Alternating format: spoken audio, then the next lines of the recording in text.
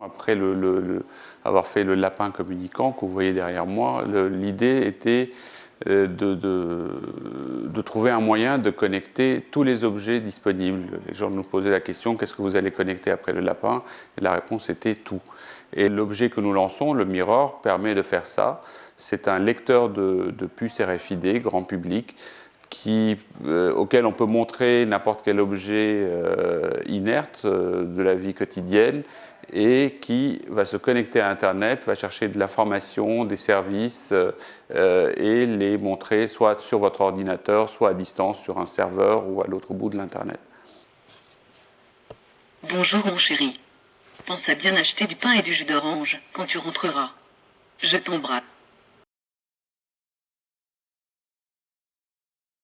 L'idée est de pouvoir attacher des services à n'importe quel objet de la vie de tous les jours. Vous allez aussi pouvoir acheter des puces RFID qui s'appellent des stamps chez nous, qui sont des timbres que vous allez coller vous-même sur tous les objets qui vous intéressent. Donc c'est vous qui choisissez et décidez des actions que cela va pouvoir déclencher.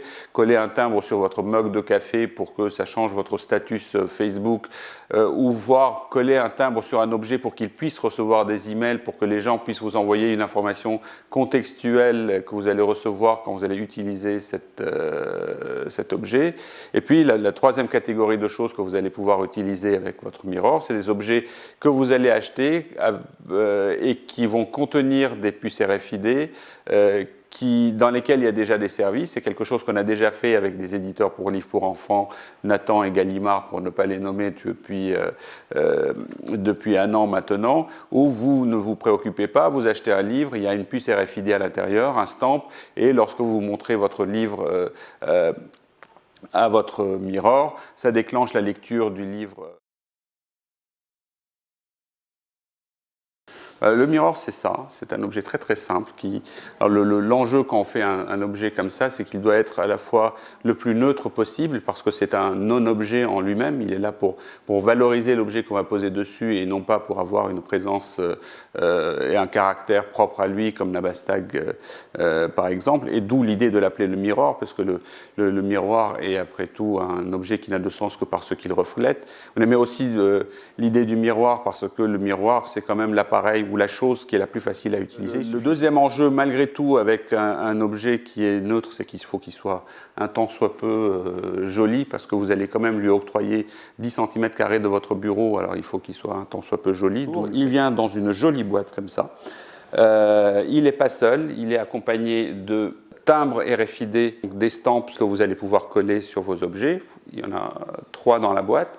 Là aussi, on aimait bien l'idée des timbres parce que depuis de tout temps, les timbres ont permis aux objets de voyager par la poste et là, ça permet aux objets de voyager sur Internet. Et puis, on n'a pas pu s'empêcher de mettre malgré tout des petits lapins dits des nanostags dans la boîte. Les nanostags sont des micro-lapins programmables parce qu'ils ont eux aussi une puce RFID, un stamp à l'intérieur. Donc, vous pouvez associer vos nanostags à ce que vous voulez. Si vous voulez qu'en posant ce nanostag sur votre Mirror, ça appelle votre copine par Skype ou que ça déclenche votre liste de lecture favorite sur iTunes, c'est vous qui décidez la programmation que vous faites de vos nanostags. Tout ça coûte 45 €, prix généralement constaté.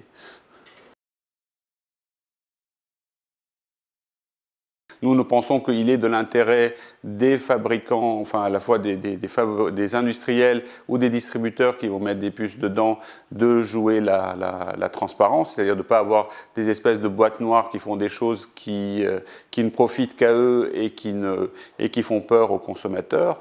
L'utilisateur final doit dire « ben non, moi je ne veux pas que mon objet puisse émettre une information à mes dépens ou si elle le fait, je veux aussi qu'elle le fasse pour moi. Je peux pouvoir utiliser cette puce puisqu'elle est là pour mes besoins personnels, que cette puce envoie des données à Auchan qui sont utiles à Auchan, peut-être que je l'accepte, mais je veux aussi que je l'utilise pour prévenir mes enfants que je suis rentré. Je ne vais pas rajouter une deuxième puce pour faire ça. Donc on partage cette puce pour fournir plusieurs services et pas seulement un seul service qui est fourni par le seul industriel ou le seul distributeur.